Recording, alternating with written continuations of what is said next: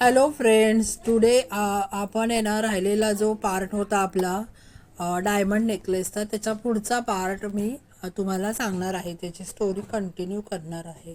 So तुम्ही पाहत राहा आणि ऐकत राहा. Diamond necklace second part. कार्यक्रमाला जायचं असतं किंवा असं छान चौकीमध्ये राहायचं असतं, तर निदान कमीत कमी त्या रात्री, पार्टीच्या रात्री तरी हिला आनंद होईल म्हणून.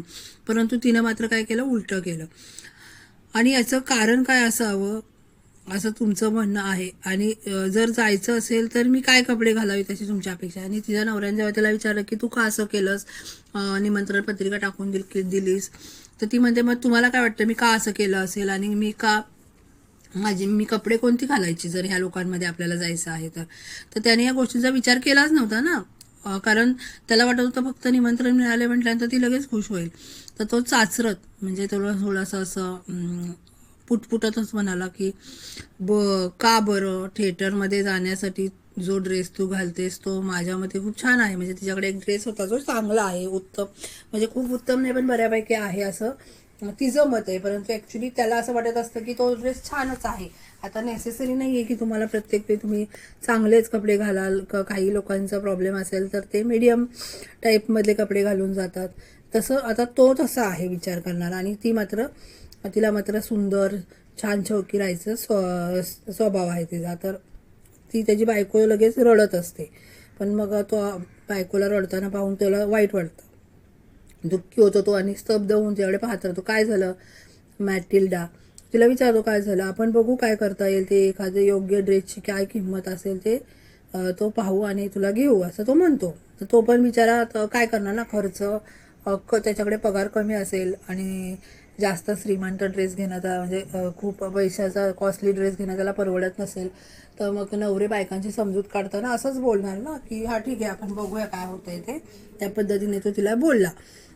तिने क्षणभर विचार केला, किमतीचा हिशोब केला आणि त्वरित नकार येऊ नये म्हणून नक्की किती किंमत सांगावी याचा ती विचार करू लागली. शेवटी ती घुटमळत म्हणे, मला नक्की माहीत नाही पण बहुतेक 400 फ्रँकमध्ये मी जमवून घेईन. म्हणजे आता तिला काय वाटतं की जर मी जास्त पैसे सांगितले तर नवरा मग लगेच नाहीच म्हणेल, हो ना.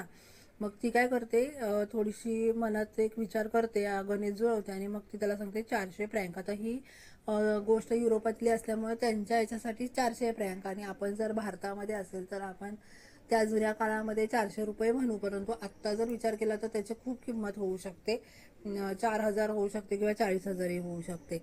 तर त्याचा चेहरा थोडा उतरला. आता अर्थातच त्याला पगार कमी असेल. आता तुम्ही आज विचार करा, एखाद्या माणसाचा पगार जर 50,000 असेल आणि त्याच्या बायकोने 40,000चा ड्रेस मागितला तर त्याला वाईट वाटणार ना, कारण अख्खा महिना सुद्धा काढायचा आहे. पण त्याचा चेहरा थोडा उतरला. परंतु त्यानं काय केलं, काही मित्रांकडून व नातेवाईकांकडून एका प्रदेशात उन्हाळ्यातील शिकारीसाठी बंदूक विकत घेण्यासाठी त्याने थोडेसे पैसे राखून ठेवले होते, काही सेव्हिंग्स त्यानं ठेवल्या होत्या. तर तो तिला म्हणाला ठीक आहे. आता बायकोच्या आनंदासाठी तो म्हणतो मी तुला 400 फ्रँक देतो, म्हणजे ते 40,000 असतील आपल्या भाषेमध्ये, जे की तिथे 400 फ्रँक आहे. तो म्हणतो की मी तुला देतो आणि एखादा खरोखर सुंदर ड्रेस विकत घे.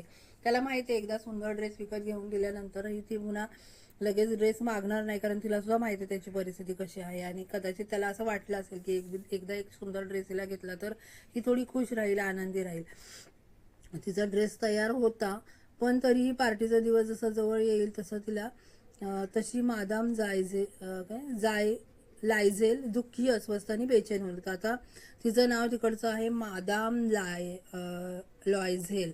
म्हणजे ती मुलगी अशी आहे की जी तिचा ड्रेस आता सुंदर पद्धतीने टेलरने तयार करतोय तिला दिसतंय, परंतु तरी तिला असं वाटतं की माझं काहीतरी मिसिंग आहे.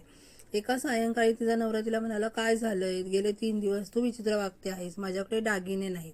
ती काय म्हणते, माझ्याकडे दागिने नाहीत घालायला, एकही मौल्यवान रत्न नाही म्हणून मी दुःखी आहे, त्यापेक्षा पार्टीला न गेलेलंच बरं, तिने उत्तर दिलं. आता बघा, म्हणजे एवढा सुंदर ड्रेस तयार झालेला आहे, परंतु काही लोक असे असतात की त्यांना त्यांच्याकडे असलेल्या गोष्टींपेक्षा म्हणजे गोष्टींचा आनंद असण्यापेक्षा नसलेल्या गोष्टीचं दुःख करत राहायची सवय असते.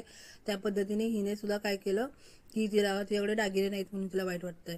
तर तो म्हणतो की तू फुलं माळू शकतेस, बरोबर ना. सध्याच्या काळात त्याची फॅशन आहे आणि त्यावेळेला असं होतं की काही लोक फुलंच म्हणजे आत्ता सुद्धा आपण पाहतो तर बऱ्याच ठिकाणी लग्नामध्ये सुद्धा दागिने न घालता, सोन्याचे दागिने न घालता, हळदीला वगैरे बसताना फुलांचे दागिने घालून मुली बसतात, कारण का तर ती फॅशन आहे. तसं त्यावेळेला सुद्धा, आणि ती फॅशन खूप जुनी आहे फुलं मारण्याची.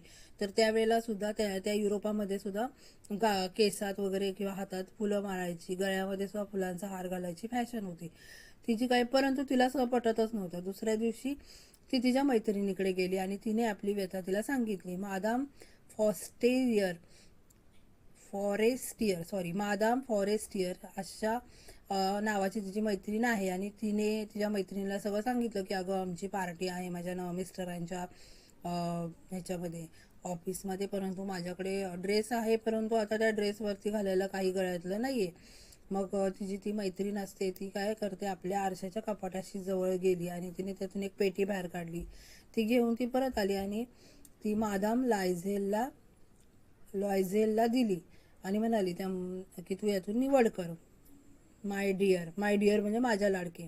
त्या मॅटिल्डाने प्रथम सोन्याची काही कडी म्हणजे कंगन पाहिले, पण मोत्याचा हार पण पाहिला. तिने हे दागिने आरशात घातले आणि म्हणजे आरशात बघितले आणि आरशात बघून घातले. परंतु तिला ना असं काहीतरी वाटत की नाही, काहीतरी वेगळं पाहिजे, आणखी काहीतरी आहे, काही नाही का तुझ्याकडे, असं ती विचारत राहिली. आहेत ना, पण तुला नक्की काय आवडेल ते मला ठाऊक नाही. अचानक तिला एका काळ्या सॅटिनच्या पेटीमध्ये एक अप्रतिम रत्नहार दिसला व अनावर अभिलेषेने तिचे हृदय धडधडू लागले. तेवढ्यात तिला त्या पेटीमध्ये छोटा रत्नहार म्हणजे डायमंड नेकलेस दिसला आणि तिला असं वाटलं की मी कसं विचारू माझ्या मैत्रिणीला की हा हार तू मला देशील का, कारण का तर तो हिऱ्यांचा हार आहे. तर थरथरत्या हाताने तिने तो हार उचलला आणि आपल्या गळ्याभोवती तिने काय केलं, लावला. तो गुंपला म्हणजेच लावला किंवा गळ्यात घातला. हर्षभरीत नजरेने तिने स्वतःकडे स्मित होऊन पाहतच राहिली आणि तिला इतका आनंद झाला ते बघून की तिला त्या ड्रेसवर पण तो मॅचिंग होणार होता आणि तिला स्वतःला पण तो खूप आवडला होता. मग तिने हळूच संकोचात विचारलं, म्हणजे थोडंसं घाबरून विचारल्याप्रमाणे विचारलं, फक्त एवढाच हार मला तू देशील का, त्या मैत्रिणीला म्हणाली. तर ती मैत्रिणी म्हणते हो नक्की देईन, घेऊन जा ना. तिने आनंदाने आपल्या मैत्रिणीला मिठी मारली आणि आपला खजिना घेऊन ती झपाट्याने निघून गेली. म्हणजे तिने तो हार घेतला आणि तो निघून गेली घरात. तो मित्र आणि मैत्रिणींनो, आतापर्यंत आपण ऐकला तो सेकंड पार्ट. आता आपण पुढच्या थर्ड पार्टमध्ये पुन्हा भेटूया.